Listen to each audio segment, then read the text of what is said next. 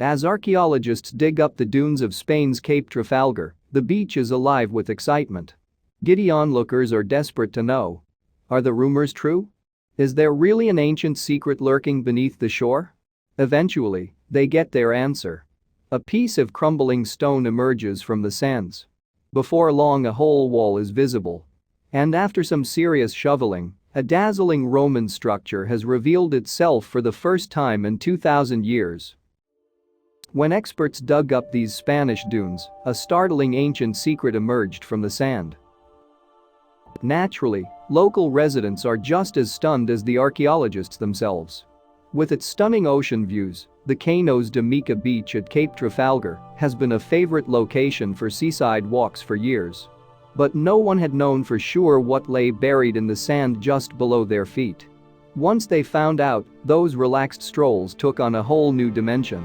Exquisitely preserved as the Roman remains are, they are far from the oldest signs of human habitation uncovered around the site. Equally exciting is yet another find within 500 yards of the ancient building. There's clear evidence of human activity during the Bronze Age, long predating the time that Romans conquered and lived in Spain. But it was the Roman archaeology which most excited the experts. As Professor Dario Bernal of the University of Cadiz Archaeology Department told news agency La Prensa Latina in May 2021, it is a structure that has an exceptional state of conservation for the Iberian Peninsula and the Western Mediterranean in general. Of course, the name Trafalgar already has an esteemed place in the pages of history, especially if you happen to be British. For it was off this cape that the Battle of Trafalgar was fought in 1805. Even today, it's one of the proudest episodes in the history of Britain's Royal Navy. For in this great naval battle, Admiral Nelson's 27-strong fleet defeated 33 French and Spanish ships during the Napoleonic Wars. The Battle of Trafalgar cemented Horatio Nelson's place in British legend. He lost his own life as his fleet defeated Bonaparte's French and Spanish ships. But the history that Professor Bernal and his colleagues uncovered in the sands of Cape Trafalgar long preceded the story of Nelson and his victory in the Atlantic. There's a matter of a couple of thousand years and more difference. Excitement about these extraordinary Roman and Bronze Age finds even extended to local politicians. The Andalusian Minister for Culture, an enthusiastic Patricia Del Pozo, told CNN, "It is wonderful."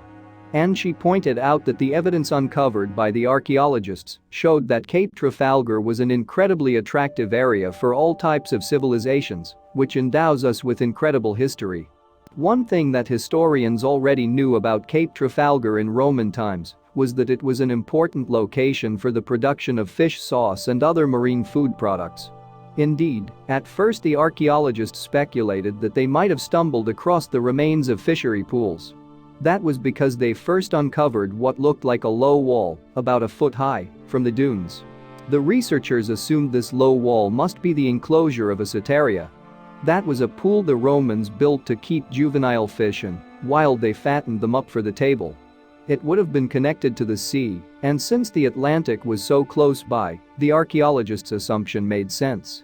But as they excavated further and deeper, they soon realized their mistake.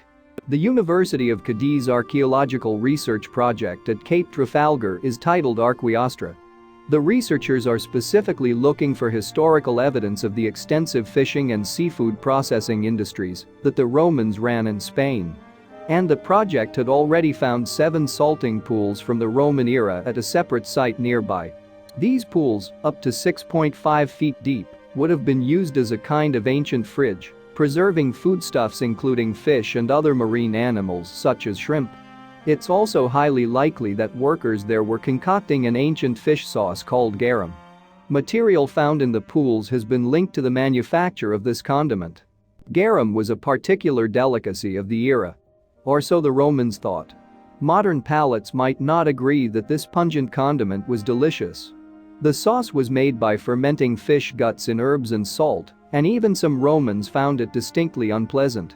Solon quotes Pliny the Elder, who described garum as a secretion of putrefying matter which hardly sounds appetizing.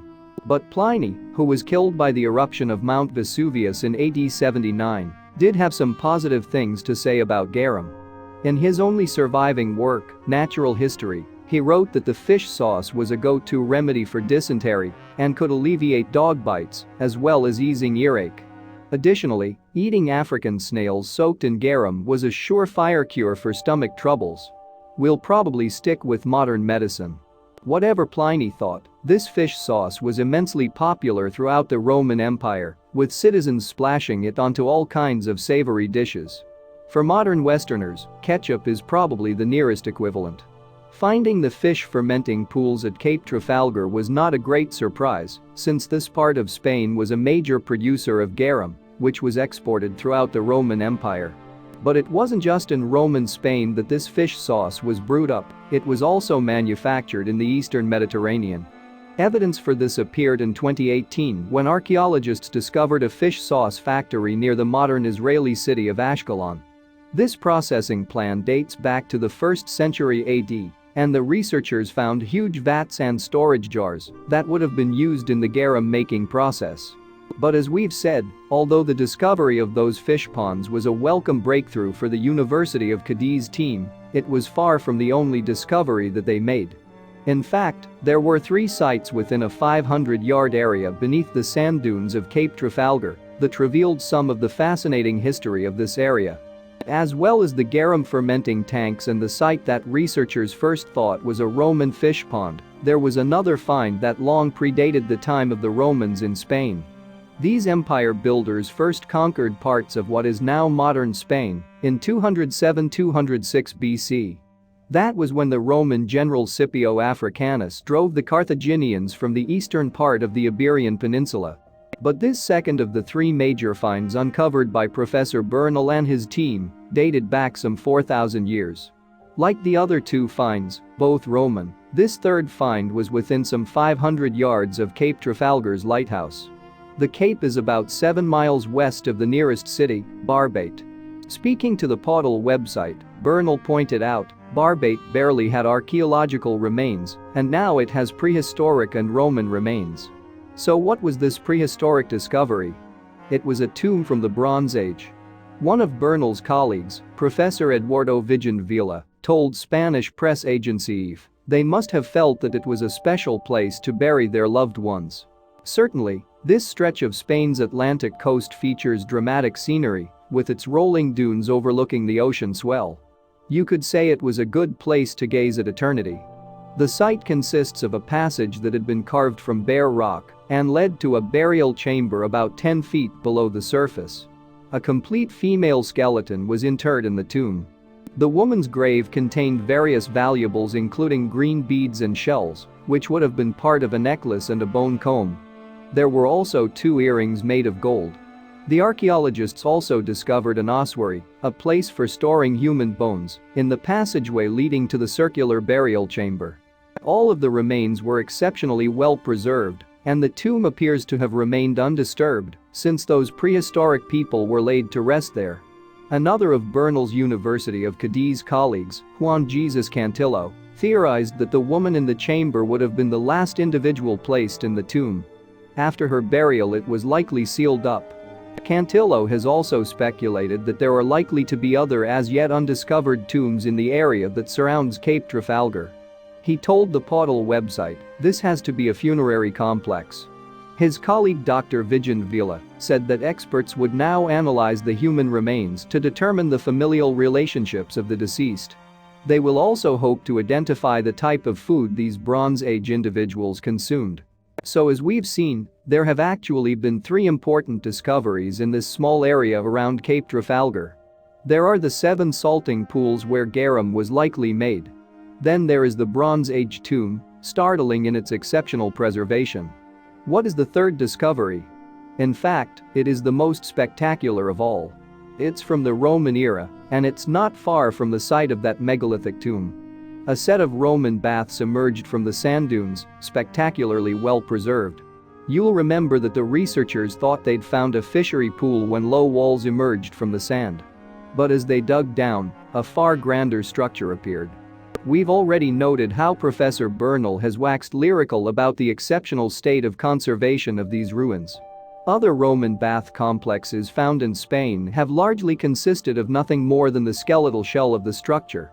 But the extensive remains Bernal and his colleagues had discovered were much more than mere foundations. The structure uncovered by the University of Cadiz team rises to a height of about 13 feet. It consists of walls still with their window openings and doorways. So far only 2 of the rooms of the public baths have been excavated, but researchers believe the complex would have covered an area of between 2 and 3 acres. The baths would have been kept toasty by a furnace that pumped out hot air, which would have circulated around the baths, warming the walls and providing underfloor heating.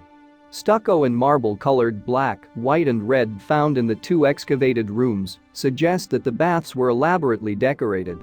These public baths were likely patronized by the workers who toiled at the nearby fish fattening ponds, as well as at the fish sauce factory. You can well imagine that after a hard day's work fermenting fish guts, anyone would be glad of a refreshing bath. Actually, we can speculate that the garum makers' friends and families would have flat out insisted that they had washed thoroughly after a day by the fish vats. This discovery of an extensive Roman baths complex also has important ramifications for our understanding of the Roman period in this part of the Iberian Peninsula. Previously, it was thought that this had been a relatively unimportant and far-flung part of the sprawling Roman Empire, but finding public baths this large and sophisticated could prompt a rethink. Public baths, after all, were a central part of Roman life. And the presence of this 2,000-year-old complex at Cape Trafalgar would suggest the area was actually regarded as a key part of the empire. The Romans called their baths thermae, and they were actually much more than just a place to wash. They also were regarded as an important social center and somewhere that you went to relax. Roman baths generally followed a pattern. They were built in a spacious garden, and the central bathhouses would be set among the greenery. There would be 3 main chambers, the tepidarium, the calidarium and the frigidarium. As you might have guessed, the first of those chambers was warm and the second hot, while the last was where you took a bracing cold dip to round things off.